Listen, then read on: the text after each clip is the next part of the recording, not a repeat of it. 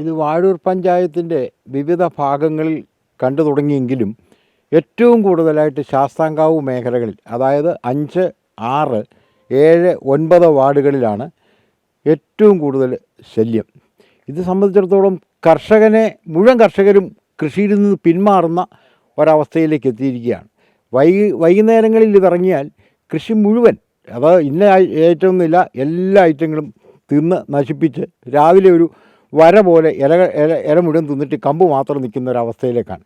ഇത് വളരെ ദയനീയമായ ഒരവസ്ഥയിലാണ്. പ്രത്യേകിച്ച് ഇതിന് നമ്മൾ കൃഷി ഡിപ്പാർട്ട്മെൻറ്റുമായിട്ടും ഒക്കെ ബന്ധപ്പെടുമ്പോഴും വ്യക്തമായ ഒരു നിർദ്ദേശം കിട്ടുന്നുണ്ടെങ്കിൽ പോലും ഇതിനെ എങ്ങനെ നശിപ്പിക്കാമെന്ന് ആർക്കും അറിയുന്നില്ല. പക്ഷേ ഇപ്പോഴത്തെ ഞങ്ങൾ കണ്ടുപിടിച്ച അല്ലെങ്കിൽ നമുക്ക് കിട്ടുന്ന വിവരങ്ങളനുസരിച്ച് ലായനിയിൽ ഇതിനെ പിടിച്ചിട്ട് കൊല്ലുക, അല്ല എങ്കിൽ തുരിശ് കലക്കി ഇങ്ങനെയുള്ള കാര്യങ്ങൾ കൊണ്ട് മാത്രമേ ഇത് പിന്നെ ഉന്മൂലനം ചെയ്യാൻ പറ്റുന്നുള്ളൂ. ഇത് സംബന്ധിച്ച് കൃഷിഭവനും അതുപോലെ തന്നെ പഞ്ചായത്തും ഒക്കെ വളരെ കഷ്ടപ്പെടുന്നുണ്ടെങ്കിലും യഥാർത്ഥ കർഷകൻ്റെ കണ്ണുനീര് ആർക്കും കാണാൻ കഴിയുന്നില്ല. കാരണം ഇതിൻ്റെ വർദ്ധിച്ചു വരുന്ന അതുപോലെ ഒരു മുട്ടയിടിയിലെന്ന് പറഞ്ഞാൽ എനിക്ക് പറയുന്നിടത്ത് 500 മുട്ടയോളം വരുന്നുണ്ട്. അത് ചെറിയ വായുഗുളിയുടെ വലുപ്പത്തിൽ വഴി നീളെ ഇങ്ങനെ മുട്ട കൂടിക്കിടക്കുന്ന അവസ്ഥയിലേക്കാണ്. ഇതിന് എന്ത് ശാശ്വത പരിഹാരമെന്ന് കർഷകർ ഇപ്പോഴും ആലോചിക്കുന്നുണ്ട്. കർഷകർക്ക് വളരെ ബുദ്ധിമുട്ടുണ്ടാകുന്നുണ്ട്. അതിനെന്തെങ്കിലും ഒരു നടപടി ഉണ്ടാകുമോ ഇല്ലയോ എന്നുള്ളത് നമുക്കറിയാൻ കഴിയുന്നില്ല. എന്തായാലും എല്ലാ പ്രദേശങ്ങളിലും, പ്രത്യേകിച്ച് ഈ ശാസ്താംകാവ് പ്രദേശങ്ങളിൽ മുഴുവൻ കർഷകരുടെ ഒരു ശിഖലയായി മാറിയിരിക്കുകയാണെന്നാണ് ഇപ്പം ഞങ്ങൾക്ക് തോന്നുന്നത്. കാരണം അതുപോലെ മുഴുവൻ കർഷകരും ഈ കൃഷിയിൽ നിന്ന് പിന്മാറുന്ന ഒരവസ്ഥയിലേക്ക് എത്തിയിരിക്കുകയാണ്. എന്ത് മാർഗമെന്നാണ് ഞങ്ങളും ഇങ്ങനെ ആലോചിച്ചുകൊണ്ടിരിക്കുന്നത്.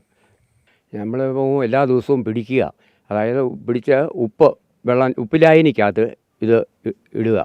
ഉപ്പ് അല്ലെങ്കിൽ തുരിശിന് വില കൂടുതലായതുകൊണ്ട് ഉപ്പാണ് നമ്മൾ ഉപയോഗിക്കുന്നത്. എല്ലാ ദിവസവും രാവിലെയും വൈകിട്ടും രാത്രിയിലാണ് ഇതിന് കൂടുതലായിട്ട് ഇറങ്ങുന്നത്. രാത്രി നമ്മളിതിനെ ക്ലിപ്പ് ചെയ്ത് പിടിച്ച് ഉപ്പിലിട്ട് നേരം വെളുക്കുമ്പോഴത്തേക്ക് ഇതെല്ലാം ചത്ത് ഇതിനകത്ത് കിടക്കും. പിന്നെ ഉപ്പിനൊരു ദോഷമെന്ന് പറയുന്നത്, ഉപ്പ് നമ്മൾ മണക്കും. 12 മണിക്കൂർ കഴിയുമ്പോഴത്തേക്കും മണം വരുന്നുണ്ട്. തുരിശാണെങ്കിൽ ഒരു 5 ദിവസത്തേക്ക് കുഴപ്പമില്ലാതെ നിൽക്കും. പിന്നെ ബാറ്ററിയുടെ വെള്ളം വളരെ നല്ലതാണ്, അത് പിട്ട അന്നേരം ചാകുന്നുണ്ട്. അങ്ങനെ 3 രീതിയിലുള്ള കാര്യങ്ങൾ കൊണ്ടാണ് നമ്മൾ ഇതിനെ നശിപ്പിക്കുന്നത്.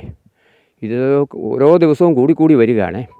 കഴിഞ്ഞ 2 വർഷമായി വാഴൂർ പഞ്ചായത്തിലെ ഈ ശാസ്താംകാവ് ഭാഗത്ത് പ്രത്യേകിച്ച് ജൈവകൃഷി ചെയ്യുന്ന സ്ഥലങ്ങളിലാണ് ഇത് കൂടുതലായിട്ടും നമ്മളെ ഉപദ്രവിക്കുന്നത്. അത് വാഴയിലും, ഇപ്പം മഴ പിടിക്കുമ്പോൾ വാഴയിലോട്ട് കയറും. അല്ലാത്തപ്പം ചീനി, വഴുതന, വെണ്ട, സകല പച്ചക്കറിയിലും ഇലയും തിന്ന് തണ്ടിൻ്റെ തൊലിയും തിന്നുവാണ്.